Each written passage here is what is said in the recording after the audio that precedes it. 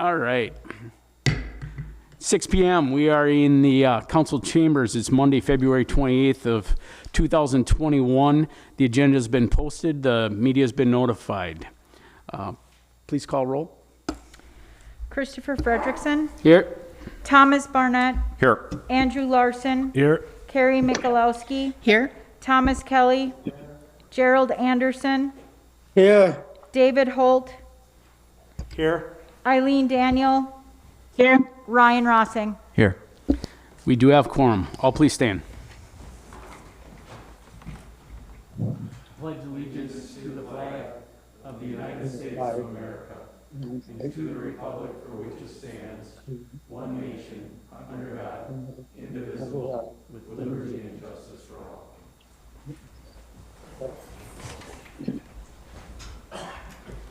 First up is public comments received by the mayor, the city clerk, or council members. Andrew?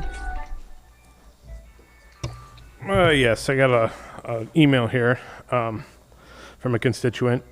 Good evening, Andrew. For the purpose of the fact we have limited health care resources as well as a sizable elderly population, I would ask that we instituted a policy of voluntary compliance with local ordinance wearing masks during WHO or CDC declared pandemics that we have been confirmed by the state of Wisconsin Department of Health Services.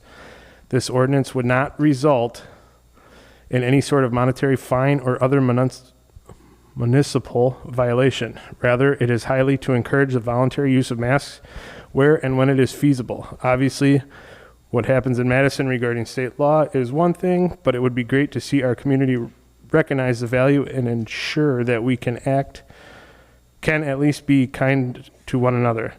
If someone feels strongly about not wearing a mask, that's fine, and it's their right to do so. However, to ensure safety and to prevent increase of COVID-19 and its variants from inundating our public health system, we ask for voluntary compliance. I believe strongly that the monetary penalty would just result in a lot of anger, so that's a non-starter. I'm all for the voluntary masking.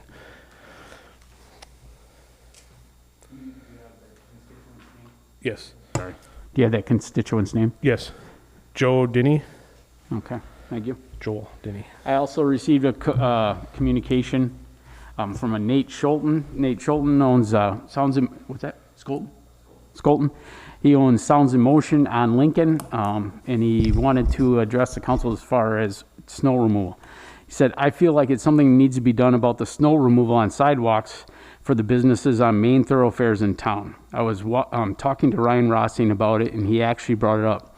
I would be all for it. It obviously is not a super high on the priority list, but I would be totally fine with my taxes going up for a reasonable amount in exchange for the city clearing the sidewalk. Snow removal on the sidewalk is one of the last things on my mind, and judging by the current state of sidewalks around my business, I'm not the only one. Anyways, I just wanted to let you know that at a minimum, I am all for this sort of change. That was Nate. Any other public communications, sir? All right, moving on. Mayor's comments. I was all punchy lately about how we made decisions around here and the amount of work we put into our work product. And I jokingly said that Tom borrowed us the decision maker from the county. It's the magic 8-ball. So from now on, we're going to make it a whole lot easier, and we're just going to shake it up and answer questions a little easier. Tongue in cheek. I hope people appreciate the humor. All right, moving on. Presentations. The Destination Assessment Preview by the Rhinelander Chamber Director, Lauren.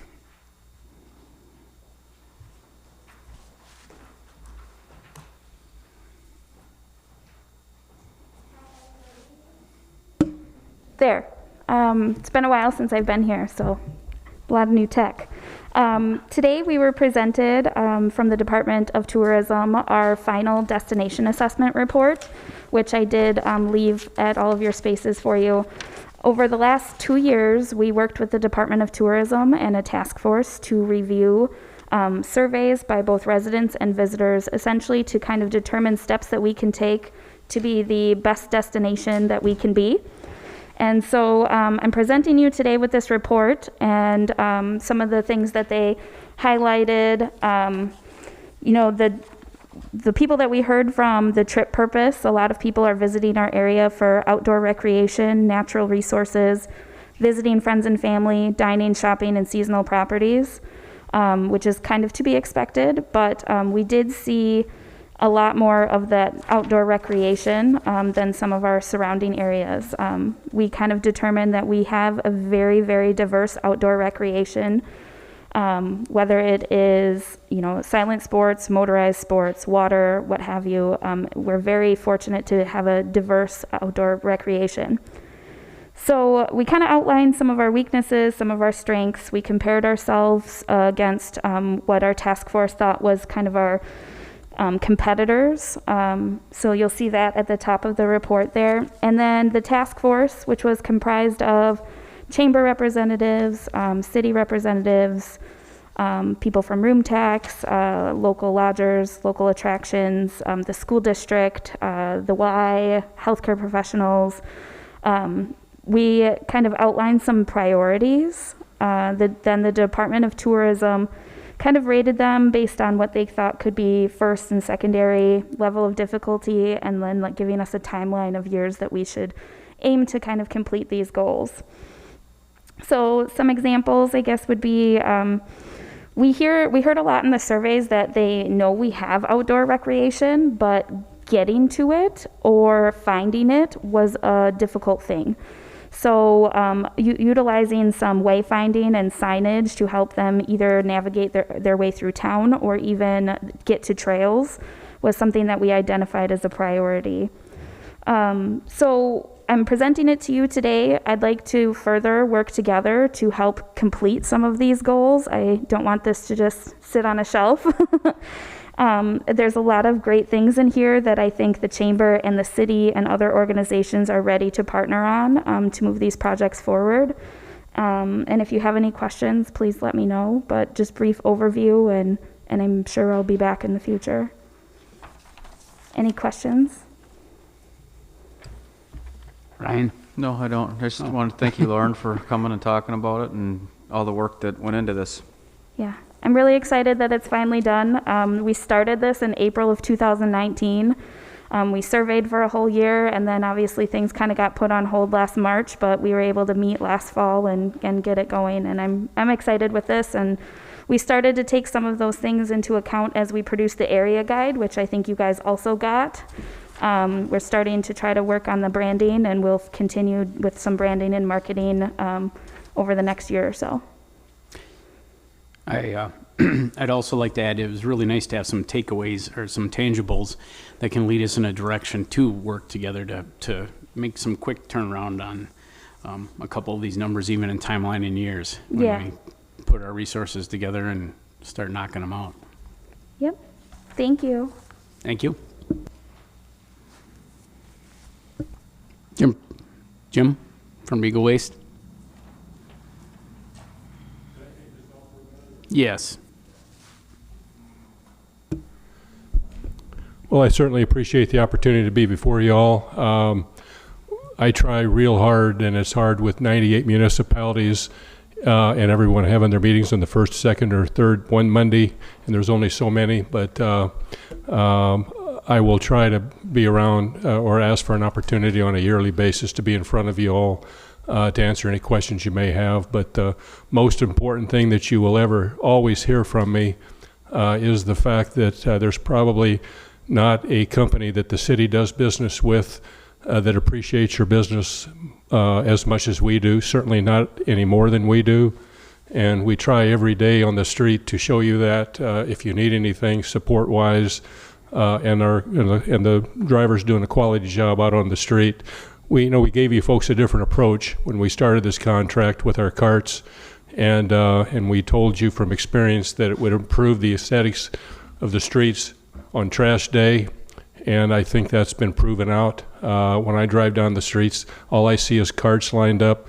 I don't see a pile of recycling or a pile of trash or something that the dogs got into or a varmint, and I think that's truly helped the appearance of the city citywide, and we absolutely appreciate you folks putting your confidence in Eagle Waste and Recycling. I gave the mayor a bunch of my business cards. I didn't want to, take any extra time by handing them out, so he's got them. My cell phone is on that, and I encourage you, if there's anything that you feel that we can do better, or if there's a speed bump. I mean, we're not perfect. I'm not perfect. I've been doing this for 51 years, and I told the mayor earlier, the day I think I know everything will be the day I start going backwards. I'll hear a new question periodically that I've never heard before, and I say, I'll have to get back to you. Never heard that one. So, but if there's anything that we can do to make anything better for any of you, you all live in the city, any of you folks that live in the city, I'm as close as my cell phone, which is usually an arm's length away from me, wherever I'm home or on the road or whatever. So I wanted to come before you and say that, answer certainly any questions anybody may have. I know everybody's busy, so I didn't want to take up a lot of time. I just want you to make absolutely sure that you realize how much we appreciate your business. And that's very sincere, and we'll always go to any lengths we can to make sure you know that and never forget it. So that's what I wanted to say, and I appreciate the mayor giving me the opportunity. Any questions anyone has? Are you going to be working for the new company? They're a treat me like gold. You know what? It was a situation where, as I mentioned earlier to the mayor, anytime we go into a new area like the city of Hayward, Alan Albee always tries to do the smart things and work with local landfills and trade trash for recycling for our $10 million recycling facility in Eagle River, which, by the way, has grown to we're doing about 150 to 160 tons a day of single stream recycling. And I'm always open to give you a tour anytime. We do that for cities, towns, schools all the time. Mm-hmm. So if anyone would ever like that, call me up. But anyway, what happened was the relationship that started, they called Alan Albee up, and after that was started, and they said, would your company be for sale? And he said, absolutely not. He's going to be 55 in April. Young guy. They called him again, and he said no. And somebody else called him back, and he said, just give us a number. And Alan's really, really good at math, engineering degree, and he gave him a number. Never figured to hear from him. They called him back up in a week, and they knew what we have, like I say, with 98 municipalities, and we've got a really, really good reputation anywhere we're at with whomever. So they took him up on it. And so I was apprehensive. I'll be 67 in April, but that was all put to bed. They treat me like, and everyone else there like gold. The drivers, the same, maintenance, the same. And I'll be taking care of all, as I have been, all of the different towns, cities, municipalities we take care of. You folks are here. You're in good company. All we're going to try to do is make it better. And that's all they're going to try to do is make it better. And they're not going to try to fix something that's not broken. So, I mean, that's sincerely. And so if you ever have anything pop up, anything we can do better, you let me know. It's Eagle Waste and Recycling, same company, same people. I'm the same guy that was here year and a half ago, so I'm not going anywhere. So we'll always be there to take care of you. Thank you. Great question. Thank you. I've enjoyed your services so far living in the city. It's been great. So thank you. Well, I very much appreciate the comment, and I'll pass it on. And anytime you ever need anything, question, there's no dumb question, there's no whatever, just call me up and ask me. I'll be happy to help you. Thank you. Thank you very much. I have to ask for forgiveness real quick and ask if I can go back to Mayor's comments for a second. All right. You can sit down. Every once in a while, I think I'm cute and funny, and I put a magic 8-ball up here. But I honestly forgot, and there's no reason that it should happen this way, but this is Terry Williams' last council meeting as our fire chief. So I'd like to give him a round of applause and thank him for all that time.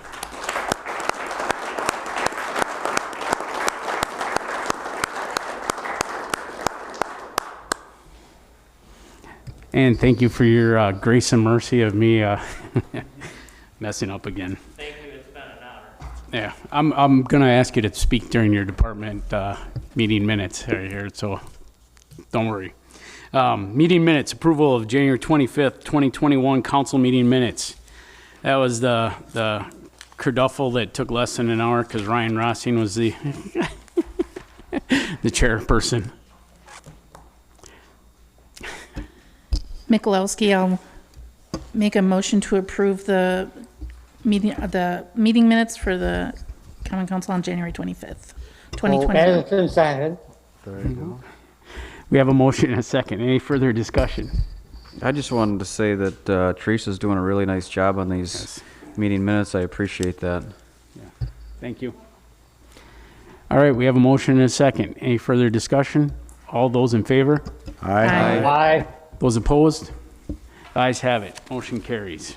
There are no ordinance first readings. Ordinance second reading. Ordinance 2021-2 amending 2.01.07, the Police and Fire Commission. This is a public hearing. Is there anybody in the public that would like to speak on this? For a second time, this is a public hearing, and if anybody would like to speak on this.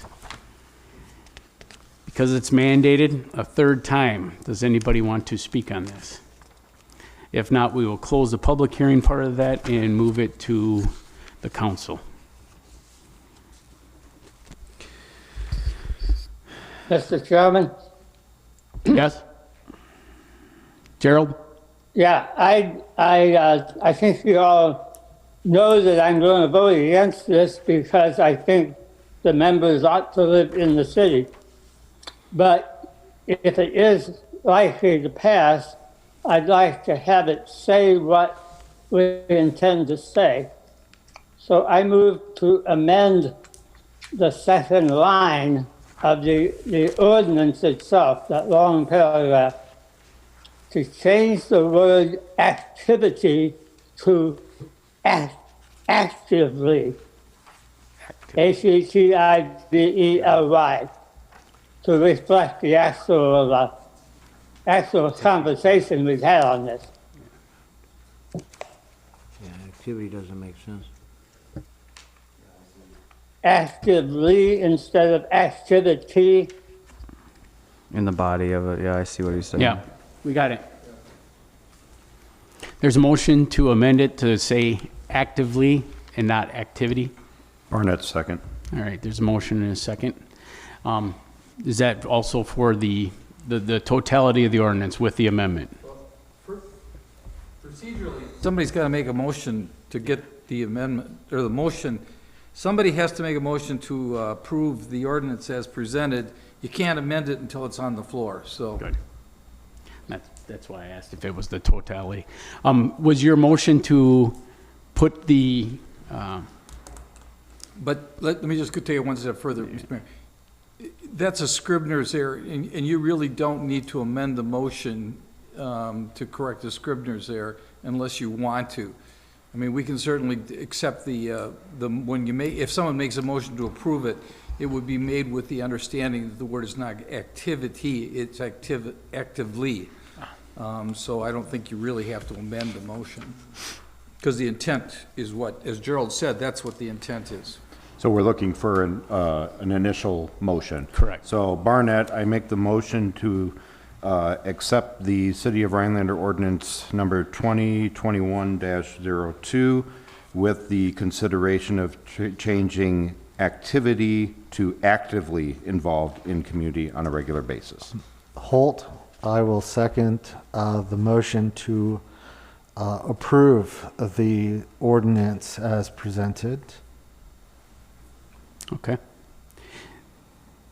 There's a motion and a second.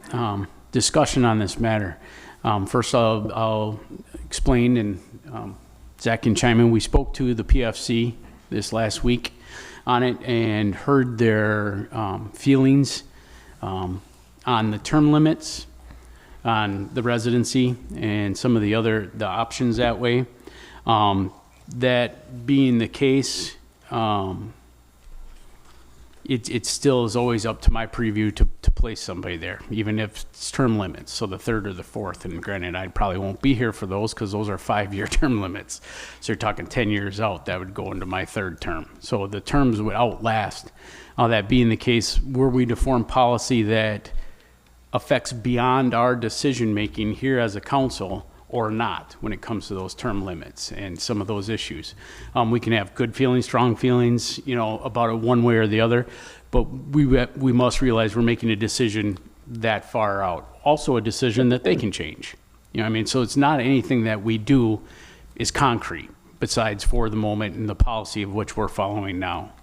So that being the case, I'll leave it before the council to decide that without any purview as to the way I feel, because once again, it's you representing your people as far as that goes. And I appreciate Gerald's opinion that he represents, saying that we would stay within residency, and he'll vote no on this, and the forwardness of that nature. Once again, this is policy making, which is exactly what we're as council meant to do. Any other discussion? 5 years is a long time. Yeah, I have something, Mrs. Rossing. I've said before that I'm in favor of the change to not having it strictly be city of Rhinelander residents. I think that we have a lot of hodags in the community that are not city residents, and we serve. The Police and Fire Commission would serve more than just the people that are inside the city. The only thing that I'm not hugely in favor of is the wording of surrounding townships, and my opinion on that is because the town of Newbold expands up to basically Saint Germain, because it's a very tall north and south township. So the people up there are either going to be Northland Pines or Minocqua people. So that wording I don't really like, but given the situation with the mayor being able to appoint somebody, I don't think that would be the case that far north of Rhinelander. So I'm in favor of the change to expand it from just city of Rhinelander residents. Thank you. Any further discussion? I'm going to ask Teresa to call roll on this one.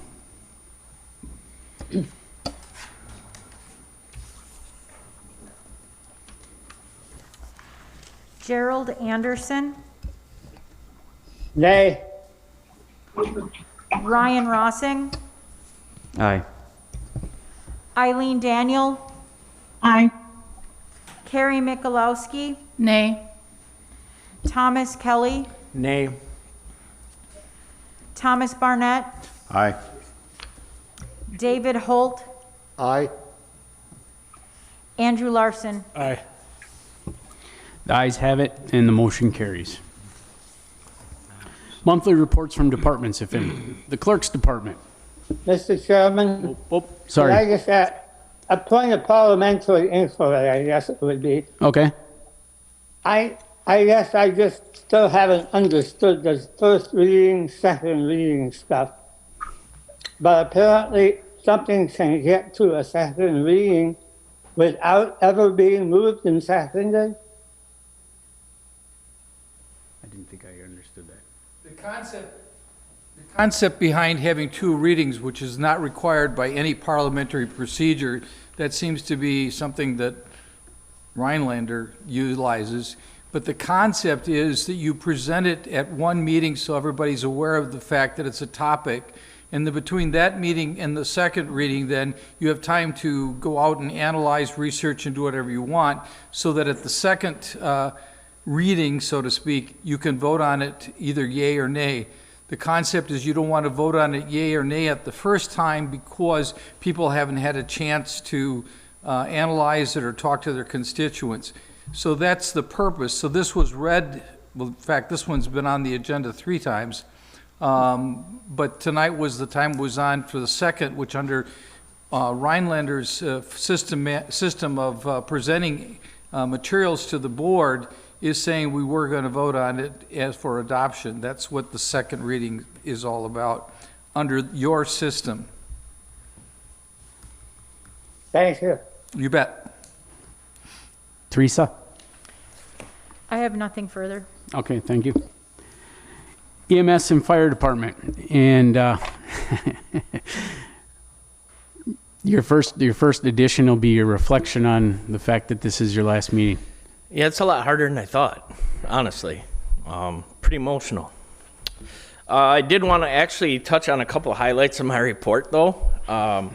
That in 2020, you can see that we ended up the year with 2,120 calls for service, and I was actually pretty surprised by that, considering when COVID first hit, we had a dramatic decrease in call volume. So it actually, in a normal year, that number would have been significantly higher. It's still a very high number for our community, but would have been a much higher number. And then the other thing I really want to highlight is the kind of people that you employ. And what I mean by that is every Tuesday and Thursday, our firefighters are going to the health department and vaccinating people for COVID.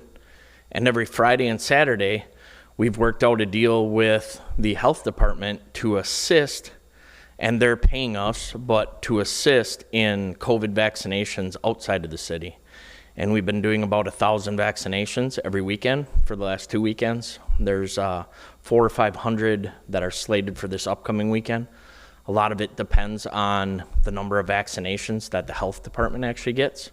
But I'm really proud of our personnel for stepping up and really going out of their way to help vaccinate the community and make sure our community is safe. So you guys have done a great job in support, and you guys have done a great job in putting together an outstanding department.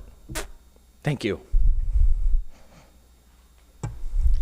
Thank you. Any questions for Chief? Yeah. One of the things I'd like to say is, obviously, when I decided to run for mayor, I looked at a city that was in need in many areas. And a couple areas that we didn't have to touch or mess with too much was our public safety. We had an excellent violent crime save rate. Our heart tissue save times are fabulous. And it was a safe city for the constituents to live. That's a product of years and years and years of building that Terry has been a part of, and he can't be thanked enough that way. And that's from somebody who's a career professional in the medical field.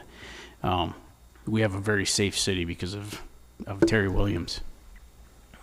I can promise you, if I have a heart attack, I hope it's in the city of Rhinelander. Amen. Because I know the amount of care and the level of care I'll receive. Absolutely. Terry, I just wanted to say thank you for all your years of service. You are a true leader, a true professional, and the city owes you a debt of gratitude for how you've built the department, treat your personnel, and treat the city. So thank you.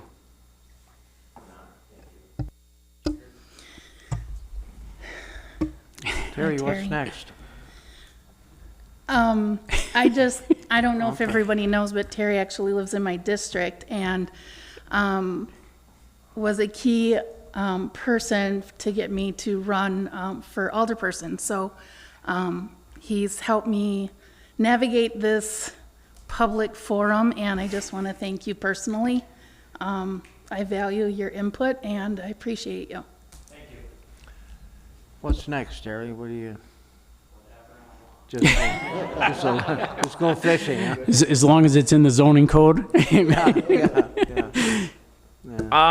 I guess now that maybe I'm laughing a little bit, I can talk easier. You know, I did make the mayor a promise that my phone will never not be answered for you guys. I think the department's going to be in good hands. I'm not suggesting that. What I am suggesting is if you ever need a historical perspective or you ever need help on a project or something like that, that I'm not walking away from. I may be retiring, but I'm not walking away from the city because I believe and love the city. Thank you. And once again, we're going to give him another round of applause.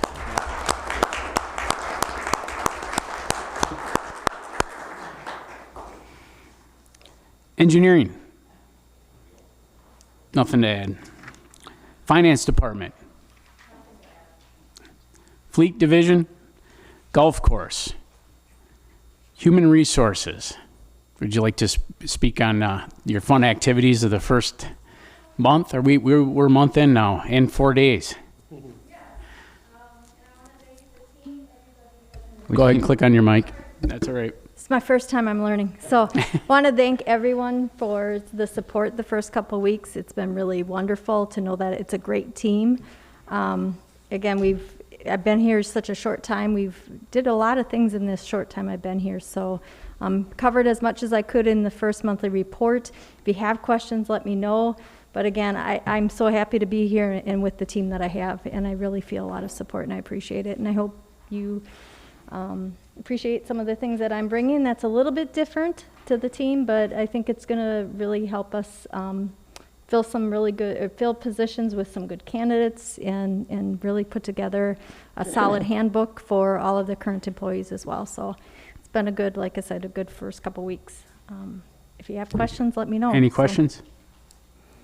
All right. Thank you. Oh, there's a hand. Oh. Oh, just a wave. Okay. Well, thank you again. No. She wants to speak. Oh. Yeah. Click the button.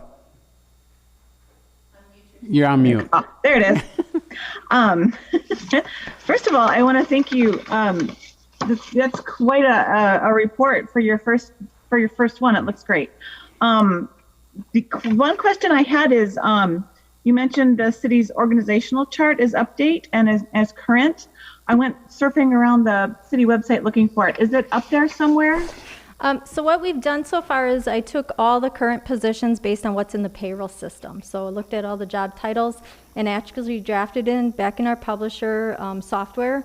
I don't have it for everyone's view yet. I have a couple things to shake out still, such as looking at, we got the org structure, we have the titles in there. Now I want to make sure that we have all the job descriptions to line up with that. So that's the next phase of the process.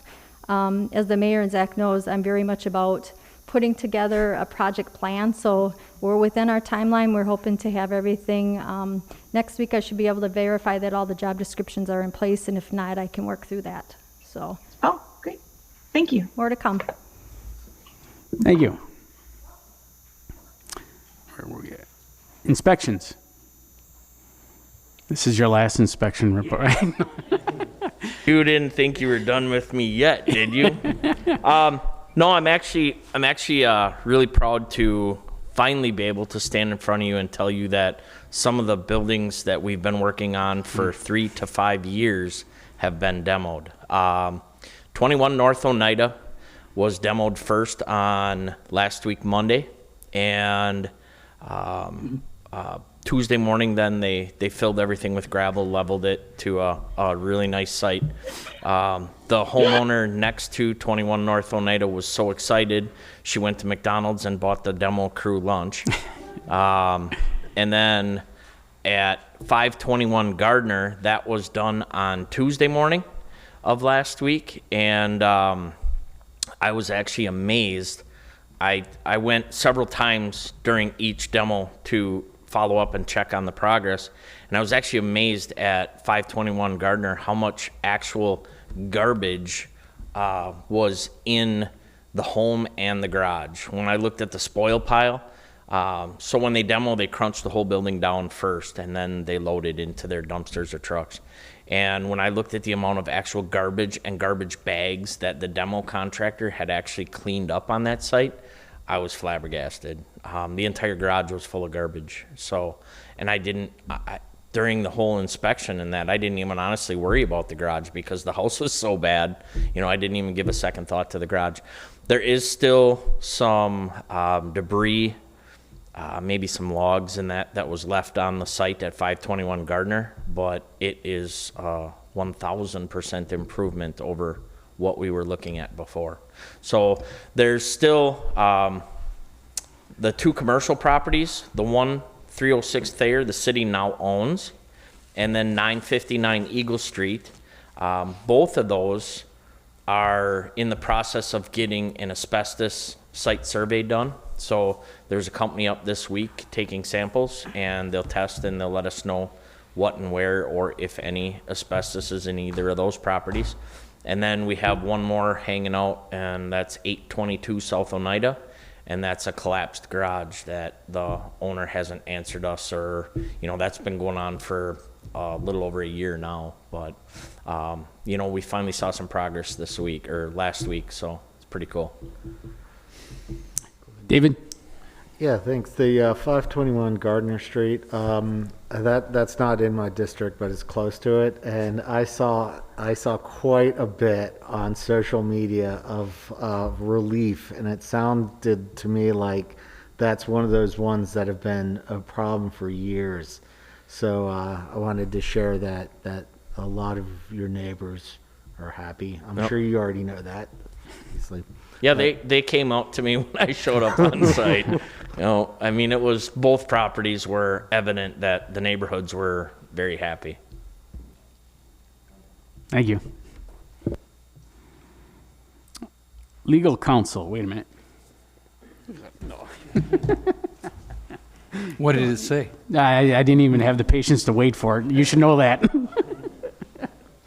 My report is there. There's been some other developments that I'd like to just bring up, and I do want to compliment Terry. He was patient with me, and the law makes you be patient because we really worked hard this year to get those properties taken care of, and I'm glad that before Terry left, we got them done. And the others will come down too.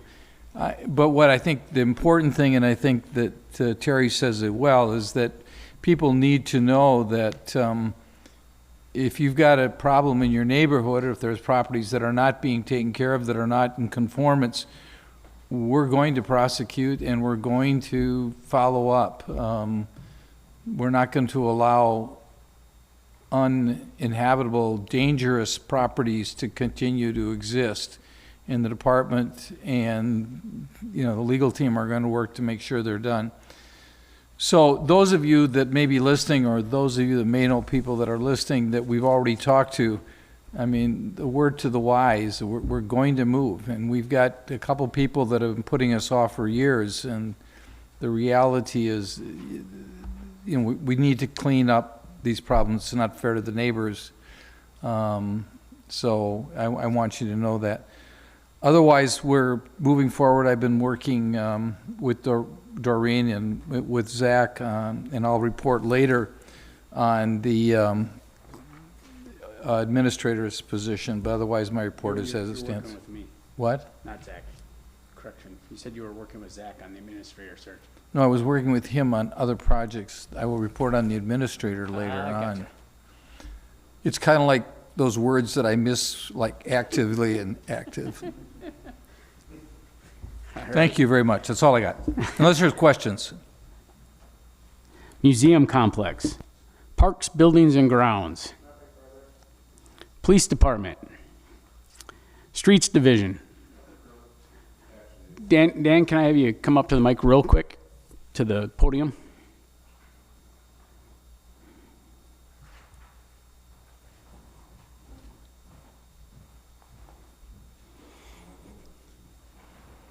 Yeah, you're fine. Hold on. Wait till he gets up there and fires it off. Okay. So I know that we had a lot of confusion with this last big snowfall, and obviously 11 inches is a lot different than 2 inches, but I do think that we need to have some room for improvement. Thinking of it just as clearing snow off the street is a lot different to a business owner who can't have customers parking in front of their spot or having a way to get up onto the sidewalk to get to those businesses, especially on heavy snow days. Mm-hmm. I think there needs to be a bit more compromise and figuring out a better way of doing this. So I would hope that we could get together and work out a different way of doing it. I also have noticed a lot of people, myself included, just recently, backing out of my driveway, and I drive a little red car. I don't have a big 4x4 like a lot of people up north do. So when the snow gets piled up, it's like here on my car. And I actually almost got nailed 2 days ago with a guy flying over the hill, and I had backed out because it looked clear to me.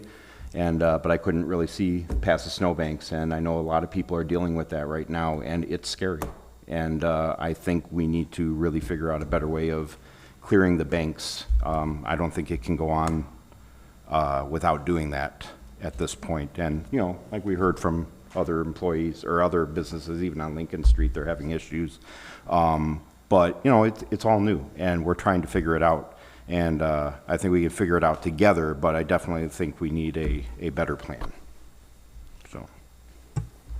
Yeah, Steve? Yeah, I just wanted to comment to the whole group so everybody knows that we met with DRI, or the downtown group, this afternoon, and we've got all these concerns with regard to snow removal, not only there, but also on Lincoln Street and some other areas, and we're putting this all together. So I would say that we're having a plan, and Dan, I don't want to put you on the spot, because we're going to talk to you about this tomorrow and the next day, and you need to get some rest, because the storm came fast, it came at the wrong time of day, we recognize that, but I hope people are patient and understand that no two snowstorms are the same, you know, and you can't ever have the perfect equipment for the perfect storm. That just doesn't work. So patience and then communication, that's what we talked about today. And we're going to establish a communication chain, especially with the business world, where we're not interrupting the professional staff that's out trying to clean the roads, but we're going to get messages out to people what, under this condition, under this storm, we'd like to see, and try to work with it. We also discussed some other alternatives that local citizens working together might be able to assist people that maybe can't get to their sidewalks. But those are all things that are developing. Maybe it'll never snow the rest of the winter and we won't have to worry about this, but we're very much aware as an administrative team, and I'm kind of taking the lead in trying to get that taken care of. So I just wanted you to know that, Tom, that we're very, very much on top of this. And, right. And I don't want that to be construed as, you know, you better get this, you know, fix it, or do something different tomorrow. What I'm saying is I think that there's a workable workaround the issues, and I'm just hoping that the city and the residents and everybody can work together to find a better way of doing it, because there are issues. Yeah. So. And basically, we have not changed nothing. Right. The only thing that we've changed is the businesses are pushing the snow out to the curbside. Mm-hmm. Always, operations have been the same for the last 30 years. Right. So nothing really has changed. In fact, we are now cleaning at every snowfall. In the past, they used to wait until it got accumulation. Right. And sometimes it went 3 weeks, and there's windrows there. Where now I take it out every time it snows. Okay. Yeah. So it's more efficient actually at this point. Right. Okay. Thank you. Yep. Anything else you'd like to add? Go to bed. Excellent. Yeah. Thank you. Technology division. Water division.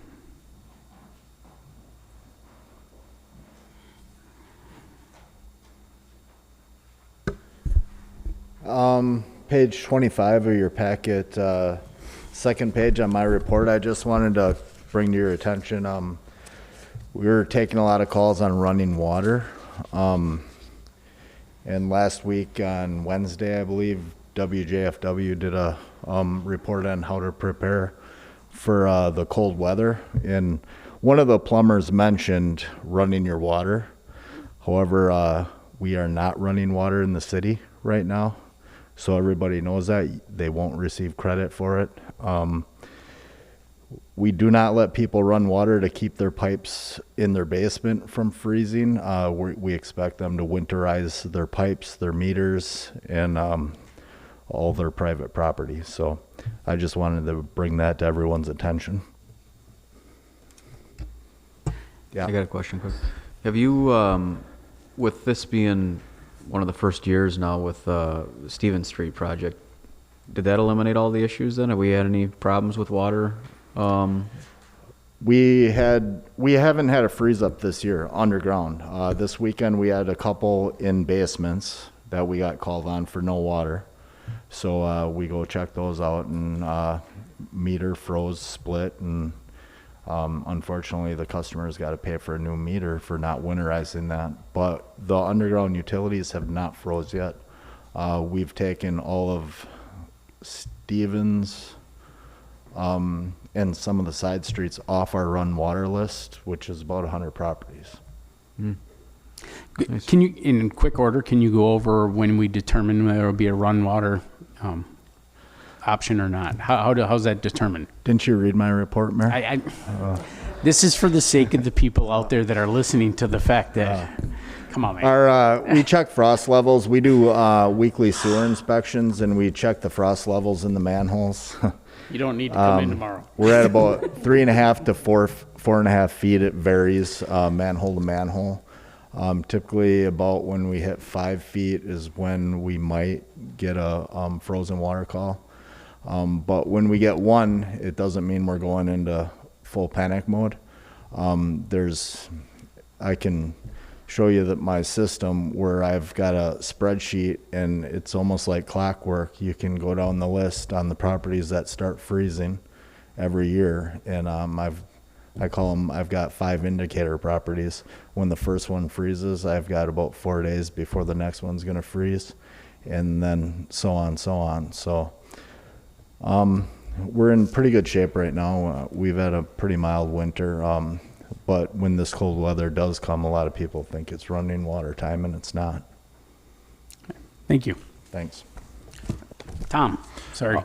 So Hey. a lot of, Saturday morning after I had come home from shoveling out my business, I drove by my driveway and some more snow had been piled up at the end, so I pulled over in front of my house, put my blinkers on, and was trying to text my son to come out and snow blow the end of the driveway so I could get in the driveway again. And I look in my mirror, and this gentleman pulls up behind me without knowing that it was me, and just to make sure that I was okay. So I just wanted to say thanks for checking on someone who may have been in distress or may not have been, or just waiting for his son to. Causing a safety issue out there. So. Yeah, I appreciate your help. David? Yeah, you had mentioned winterizing meters, and that's something that, I mean, I'm from North Carolina, so originally, so I hadn't really heard of that, and I was wondering, for the benefit of anybody who might be confused, myself maybe included, what exactly does that entail, and where can people go to find out what they might need to do for their meters? Okay, typically it's heat tape, and then you wrap insulation around it, pipe insulation. Then you wrap the heat tape around your meter, and then maybe some fiberglass insulation around that. And you do that. These typically happen in crawl spaces or in, you'd be surprised, we go into a basement and one window's wide open, so that's why we encourage people to winterize, so we're not paying for extra water because someone left the window open or whatever. But a lot of them are in crawl spaces that aren't heated. So you wrap the heat tape from the floor right up to the ceiling where it goes in the house. Okay, so we're not talking about the outside meter on the side of the house? No, that's just a touchpad. That's our digital reading mechanism, so that's no issue there. Thank you. Moving on. Wastewater Division. All right. I'll accept the motion. I will make a motion to accept the reports as presented. Mikulowski, second. We have a motion and a second. Any further discussion? All those in favor? Aye. Aye. Those opposed? The ayes have it. Motion carries. Reports of boards, commissions, and committees. The report from the January 18th, 2021 Police and Fire Commission. Some of this will be discussed below in 12A. The other part was taken care of earlier today. So I don't think we got typed out report, did we? Is it in the packet? It is? Okay. It's nothing further to add to that. I'll accept the motion. I will make a motion to accept the report, boards, commissions, and committees as presented. Larson, second. There's a motion and a second. Any further discussion? All those in favor? Aye. Those opposed? Ayes have it. Motion carries. Introduction, new business. Police Department Captain Wage Reclassification. And actually, Dorian, I'll ask you to stand up also for this issue, but we'll start with Zach. So as you all know, we've got a vacancy in the police department captain position. We, as part of there should be a protocol going forward when we have a tenured staff retirement, as is the case in this situation, where we normally would do a market analysis to compare the market against the position. But part of that exercise really gives us a reflection of where we stand from a recruitment standpoint, both internally and if there's any external recruitment that would occur. So I'll have Doreen share her methodology and experience in working through this particular item. Okay. So what we did is we looked at several communities similar in size and so forth. So we narrowed it down to 4 comparables: is Anago, Rice Lake, Shawano, and then Ashland. Looking at their current captain's wages, I did a factor of the median, minimum, and maximum to come up with where we need to fall in line, where we believe we should fall in line for the position or the wage for the position of captain. Currently, the wages scaled into L grade, and we're proposing that it be moved into the O level, which would make it very competitive at 36.18 per hour. Again, it's based on looking at the fair market value of what other cities are paying for that particular position, and then also factoring in, we do have generous health benefit, so that's where we came up with the wage at the 36.18. So, any questions? What was L? If you have it, if you know. I don't have it here in front of me. I believe it's in the packet, though. I looked in the packet. I didn't really, maybe I was looking in the wrong spot. I didn't see that.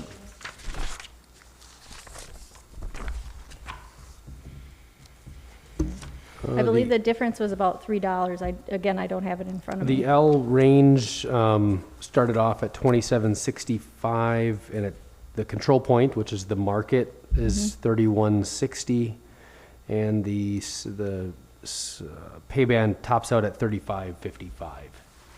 So that would be above the market in that classification. Did you say L? Yeah. Okay. Yep, so moving it from L to O, so to get to the control point for the comparables, in O, you're at 3618.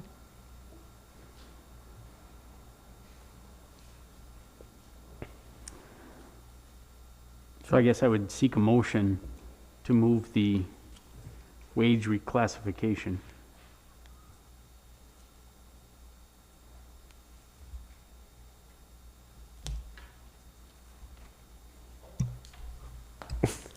So I'm seeking the motion to move the wage request to O from L. Correct. I'll get this. L to O. L to O? L to O. Okay.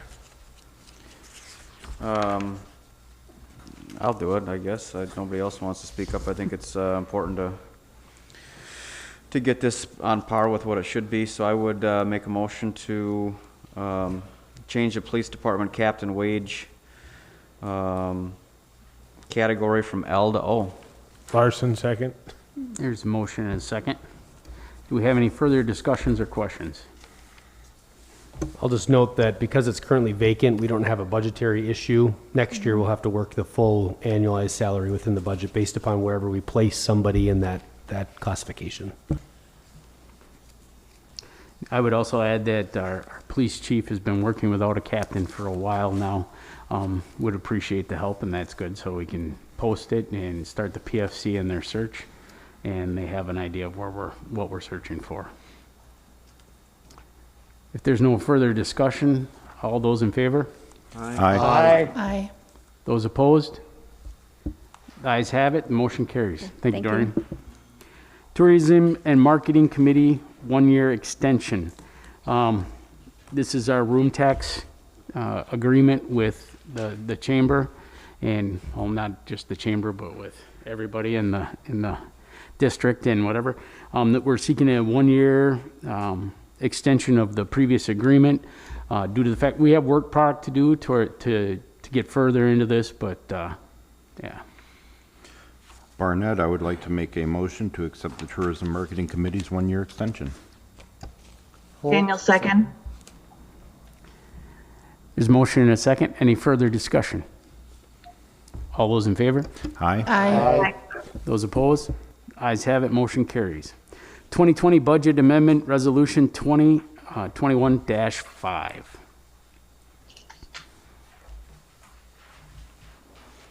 Wendy wants to speak on this. Yeah. Wendy may want to speak on this too, but this would be a kind of a routine procedure that we would do to true up the actual budget allocations associated with the activities you see listed there. Much of this stems from the CARES Act funding that the city applied for and received, but Wendy can speak a bit more on the specifics or answer any questions associated with that. Since the adoption of the budget came way before COVID and knowledge of any of that, of course, there was quite a bit of allocation that needed to occur as a result of the revenues we received, but maybe Wendy wants to speak more about it. Sure, I can give you a few tips on this. Just for background sake, we have typically done like 3 budget amendments per year for the last several years, and I was kind of amazed that I was just kind of keeping track of little things that we might need to have to do an amendment for, and we didn't have that long of a list. And so I figured I might as well wait and see how it came out after year end too. One of the things that's on there is we received some grant money for a couple of projects at the Pioneer Park Historical Complex. That wasn't part of the budget process, so that has a budget amendment in there. And then we did talk several meetings ago about transferring some money from the 2018 borrowing that we were going to use for a trail grant match that we were not awarded the grant. So we're going to return those funds back to the Fund 435 so that parks can use it for other projects. And specifically, they were looking for a parks building. So that's part of this budget amendment. And then working with the auditors, and it was a new scenario this year with the COVID and the CARES Act funding, and what is the correct way to honor the expenditure restraint program and still receive money and have these additional expenses. There was a way that we were able to pull it off of the general fund so we could still honor the expenditure restraint by putting it into Fund 213. So that is what budget amendment number 5 was. We're going to have a special projects fund that we can use in the future. We have several special revenue funds that are for specific purposes, but we don't really have a miscellaneous one. This sort of creates a miscellaneous one, because this CARES Act is not something that hopefully is going to happen year after year. And then reviewing the year-end financials, we're not complete.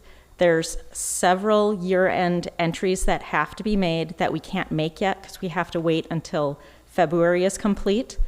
But looking at the general fund and where we were at, there was only a small reallocation of the funding through the budget process that we had to do of less than $30,000. So that's pretty good. I was very amazed at that and very, very proud of our department heads for working within their budget. And the other thing was the shared ride fund. When we set up the budget, it was pre-COVID. We were informed that with the CARES Act, the federal government was going to make us whole because our revenues were down. If our revenues go down from what we estimated, then there's a high likelihood there's going to be a local share. They guaranteed that for 2020, they were going to cover that local share. So I had to do a budget amendment to reflect that. And the last one that might be a little confusing, line number 9, has to do with the Stevens Street project, and we had to do this last year too, but in general, we have some funding for the Stevens Street project through the Clean Water Fund, the Safe Drinking Water Loan Program, and the USDA. And those are backed by the utilities, so all the funding is receipted into the utilities. It belongs to the utilities. But the expenses for the project, some of them are city expenses, and we're tracking those in Fund 432. So after the year is closed, then we look to see what was the total funding and what was that funding to cover the city expenses. And then we just do a municipal transfer from the utilities to cover the cost that belongs to the city. And that's everything on the budget amendment. Thank you. Any questions? I'll accept the motion. Rothstein, I would make a motion to approve Budget Amendment Resolution 2021-5. Holt, second. There's a motion and a second. Any further discussion? I'd like to thank Wendy for her hard work on those things, and one, being very conscientious and actually worrying about it all year long just to finish it now. Appreciate it. All those in favor? Aye. Those opposed? The ayes have it, motion carries. Approval of the proposal from Xylem for the purchase of $66,733.90 for lift station pumps. And this is Jim's issue. Yes. Page 37 and 38 in your packet. So this request is for the purchase of replacement submersible pumps for 3 lift stations: Highway 8 West, Highway 8 and River Road Station, and Timber Heights Station. As part of a yearly inspection last fall, the pumps at all 3 of these locations were found to be at the end of their useful service life. Normally, we wouldn't purchase 8 pumps at one time, but in doing so, the utility was able to take advantage of discounted pricing based on quantity. So for this pump order, we saved $21,000, which was a nice savings. You'll see on the quote a total of 8 pumps. There's only 6 pumps to replace what we need in the stations. But we like to keep a spare pump on the shelf for each different model of pump that we have, so when we do have a failure, we can just grab one and swap it out and be back in business again. We will be keeping the 2 pumps that we removed from the Coon Street lift station during the project last week, and those pumps will also be used as spares for the 3rd station listed here. Any questions on this? Jim, just for the public's sake, this money for these pumps, can you just say where that's coming from? That's coming from a cash on hand fund that the utility has. Money that's anticipated to be spent for things like this? Correct. It's the beginning of the proactive approach that we had when they had 6-month goals. Identified things that they knew they were going to be taken care of. We were being proactive in spending the money and getting savings, and then also a little security for that time too. Tom? First, I want to commend you on your PC way of saying that they're done, those pumps. Is one of those pumps the one that we saw together when you took me around? That one that was really, really, really bad? No, that was actually a different one. That's a different one, Right, okay. right. Well, it's good we're working our way to it. You know, and sometimes the capital improvement plan, sometimes failures take priority in the capital improvement plan. Sure. This is one of those situations. We didn't expect these stations to be in this bad a shape. But when they went through an inspection last fall, the manufacturer, found that all 6 of these pumps were really close to failure. We pulled the ones that failure was imminent, and we used up every spare pump we had on the shelf to get these stations back in dependable working order. I held this over from 20 into the 21 budget just for budgetary reasons. So I talk about these being discovered last fall. We were hanging by a thread until now, into the 21 season, and we hope to get these ordered and on the way. I think it's very prudent to have reliable extras on hand too, so. David? Failures with any piece of equipment, it's not a matter of if it fails, it's a matter of when it fails. So we really try to be proactive on these items to prevent the failures. David? I would like to go ahead and make the motion to approve the proposal with Xylem for the purchase of $66,733.90 for a lift Station pumps. Larson, second. We have a motion and a second. If there's no further discussion, Teresa, will you call roll?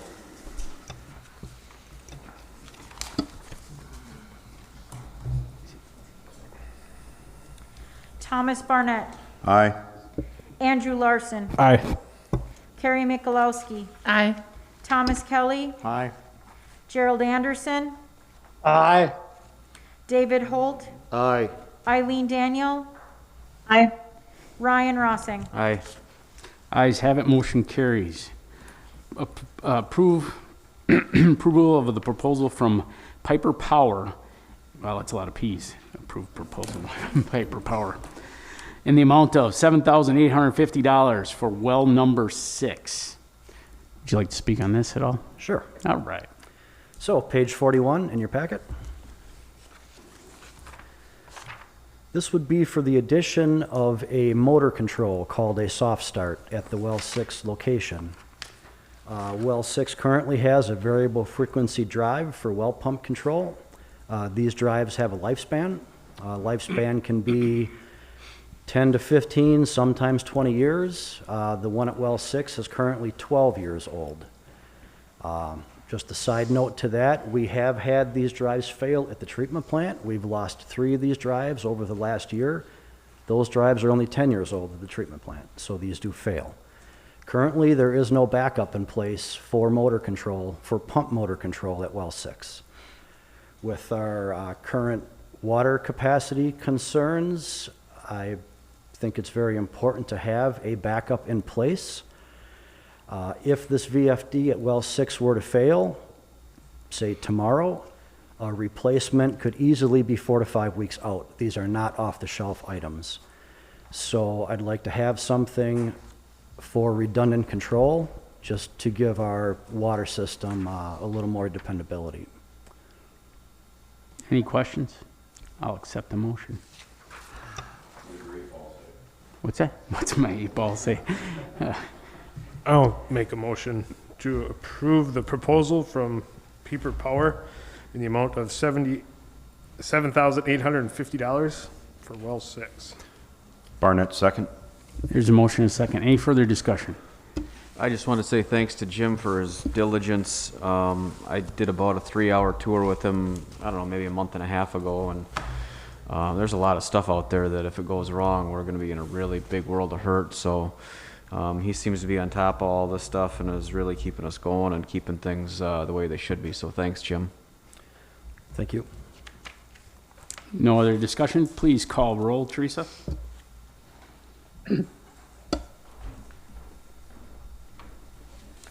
Andrew Larson, Aye. Thomas Kelly, Aye. Eileen Daniel, Aye. Thomas Barnett, Aye. Gerald Anderson, Aye. Carrie Mikulowski, Aye. Ryan Rossing, Aye. David Holt. Aye. Ayes have it. Motion carries. Number F, mayoral appointment of Tom Gleason to the open position on Police and Fire Commission. This was something that I took serious here recently. We had waited around for the ordinance to amend and gel to a applicable place, and I thought, well, let's put into practice that which is my job, and that's to look for a resident, whether it be first or second, capable, understanding, and ready to function in a time when our Police and Fire Commission need to work. Reached out to Mr. Gleason, and he was more than excited and more than qualified for it. I will make a motion to approve the mayoral appointment of Tom Gleason to the Police and Fire Commission. I'll second that. We have a motion and a second. Any further discussion? I know you kind of mentioned it already, but Tom Gleason, I know this publicly, the public might not, but he is a City of Rhinelander resident. You said that, right? He is currently, yes. Okay. He lives on Eastern. All those in favor? Aye. Aye. Those opposed? The ayes have it. Motion carries. Bills and claims in the amount of $3,688,616.54. Rossing to make a motion to pay the bills. $3,688,616.54. Holt, second. There's a motion and a second. Any further discussion? Please call roll. Thomas Kelly. Aye. Ryan Rossing. Aye. Eileen Daniel. Aye. Carrie Mikulowski. Aye. Gerald Anderson. Aye. Thomas Barnett. Aye. David Holt. Aye. Andrew Larson. Aye. Ayes have it, the motion carries, the bills are paid. Introduction of unfinished business, the update on the administrator search. I'm going to ask Doreen also to stand up again on this one. In front of you also, you have a memorandum that has you up to speed, but I thought I'd let anybody ask any questions that they have at this time. And then also thank Doreen for her diligent work in making a very aggressive timeline possible.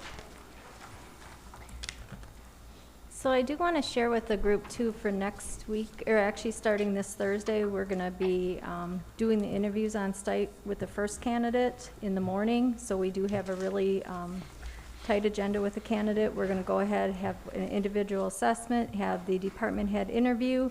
Then after that, we brought in 2 assessments to provide to each candidate as well, personal assessment and then executive achiever assessment. So. And that's in addition to the council member meet and greet Zoom meeting that will be sent out, the invite tonight, so. Any questions? Andrew? I guess, after the interviews or whatever, is there a way the council is going to meet with the department heads to get kind of input back and forth? Is that? Okay. So the department heads, just going back to the actually on-site interviews, once Henry and I, we finish up the department head meetings or interviews, we're going to meet with the department heads and the mayor and then get those scoring. And then I need to refer back to Steve on the council member, how that works, because I don't know the laws. I am scheduled a meet and greet, but again, I don't know how that would work with the council members, if we'll be having further discussion. Steve, you'll get the scoring report from the department heads for sure. But if you're talking about individually talking with the department heads then afterwards? Just to make sure we all get their input along with ours. Yeah, what I put out this memorandum so that you kind of had an idea how everything would come down, where you would probably get into a discussion of the department heads' views would likely be at a closed session wherein you would be discussing the qualifications and the salary to be offered to a specific candidate or a specific applicant or applicants. That's where you'll have that discussion. That would be in closed session when you're starting to talk about those items. But once you make a decision, or if you want to have a generic decision or discussion, those have to be in open session. So in other words, if you want to talk about the position as a position, or you want to talk about the expectations as expectations, that has to be an open. But if you want to talk about an individual person and the individual person's aptitudes and how they could fit into the job, that would be in closed session. Any other questions? Carrie? So with the email that you sent regarding the meet and greet, you had asked that we, as the council people, submit a question. I'm just wondering if it would be more prudent to submit maybe multiple questions in case we all come up with the same question. It would at least give you an opportunity to choose from maybe a few questions instead of. That's a great question. So I think if somebody has multiple questions, please feel free to filter them our way. Henry and I are going to go through them, and that's a good suggestion to bring up. Thank you. Okay, thank you. Mm-hmm. All right, moving on. Sulfide mining resolution 2021-4. This was tabled from last time, so we could get our constituents' input. Should we make a motion before we discuss? If you'd like to, I would accept a motion. I'll make a motion to accept the sulfide mining resolution 2021-4. Larson, second. There's a motion and a second. Discussion. Tom. So I was one of the suggested people to table it to this meeting so that we could get our constituents' input and everything. And I put out a video on my social medias asking for my constituents to let me know what they thought and yay or nay kind of stuff. And I hadn't heard from anybody. So since I didn't hear from any of my constituents, I want to be able to vote in good conscience, and I do believe that this resolution is in good faith. Anybody else? David. I had a shockingly similar experience to Tom Barnett, and I agree with them. All right. Tom. Go ahead. I haven't had any feedback either. It indicates to me there's a lot of people probably just don't care or don't understand. I'm going to be involved in this on the county level, so I will be abstaining in a vote here, and I don't think this belongs at City Hall anyways. This is a county issue.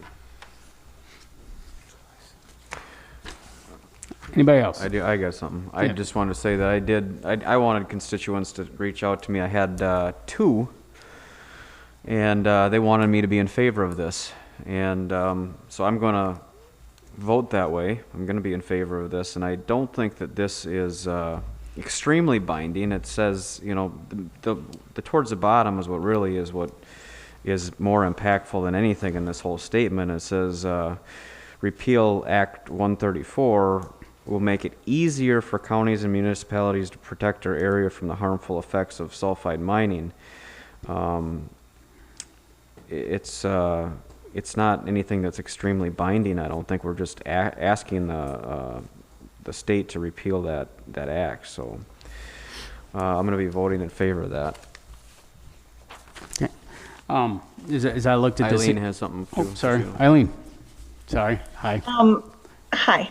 Along the same lines with Ryan, when I read the resolution, it's basically just saying that as a community, as a city, we are in favor of stricter regulations when it comes to what mining companies have to go through in order to get approval to start mining.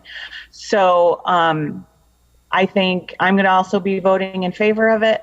I did see on social media there was quite a bit of discussion. I actually played a little bit of devil's advocate, saying stuff's got to come from somewhere. I mean, it's used in various manufacturing processes and the like, objects we use every day. And it was pointed out to me that a lot of these can be mined from places where there aren't waterways that could be affected. So I believe that this makes sense to support as a community. Thank you. I would say I was slightly confused by this as one, it would belong out in the county.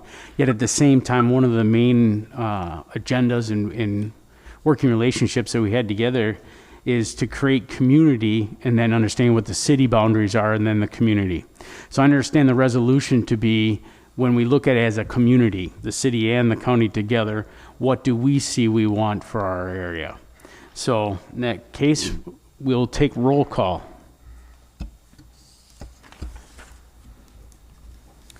Carrie Mikulowski. Aye. David Holt. Aye. Eileen Daniel. Aye. Ryan Rossing. Aye. Gerald Anderson. Aye. Thomas Barnett. Aye. Andrew Larson. Aye. Thomas Kelly. Abstain. All right, the ayes have it. The motion carries. Future agenda items as listed and/or any that you would like to add at this time. Chris? Yep.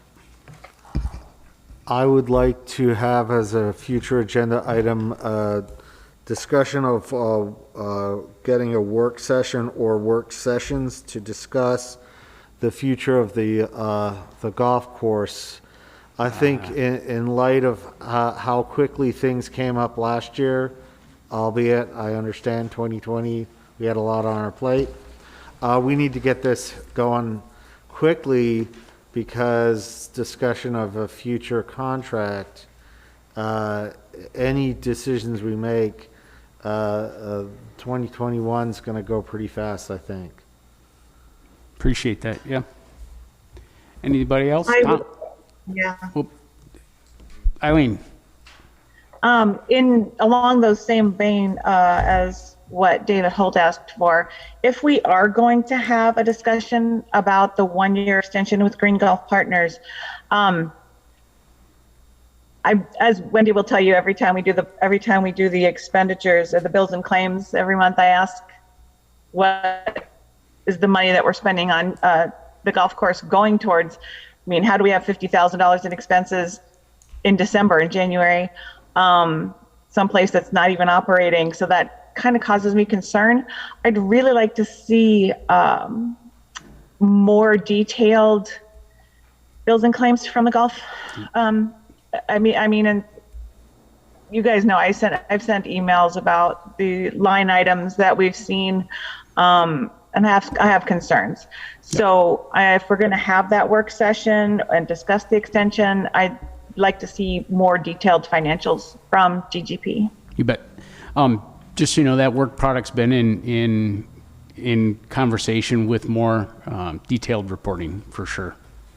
But Tom? I would like to see on the future agenda items moving forward, tackling some ordinances and revising them, improving them to say what we really want it to say. And I figure if we tackle, a few ordinances at a time, then we could get it done by the end of the year. So I'd like to just maybe come up with some work sessions and go through ordinances and see what needs to be touched up. He's got a whole list. Good. Well, I mean, obviously, we're going to start with the zoning ordinance because that's the one we're working on. So we can go right from zoning, and then we can go back and start looking at city administration, which is, we'll start at, Article 1 and go all the way through. And I've got notes on a lot of them already. That I think it's important that we revise these ordinances so that they reflect what we are trying to do here. Well, and if it's not just that, so you know what they really say. Yeah. Because there's some interpretations that are kind of strange. That's not what they say. I did want to comment on the golf, just so you're aware, we are in negotiations with them. And because we are in negotiation, be very careful, what we say and we don't say. You may want to have a closed session to talk about that, since that's contract negotiation. But I would encourage any and all of you that have concerns about the extension of the golf course contract to get your detailed considerations to Zach or myself as soon as you could, so that when we have these meetings, we're addressing what we know you want to hear. We think we know what you want to hear, but we may be missing the boat. But as the mayor said, one of the things we've already told them that's an absolute is better reporting, and in reporting in advance, not after the fact. So you should know that. And they were very agreeable. Like nobody ever asked him before. So we'll work from that point. You're rolling your eyes really loudly, but that's okay. All right. Adjourn.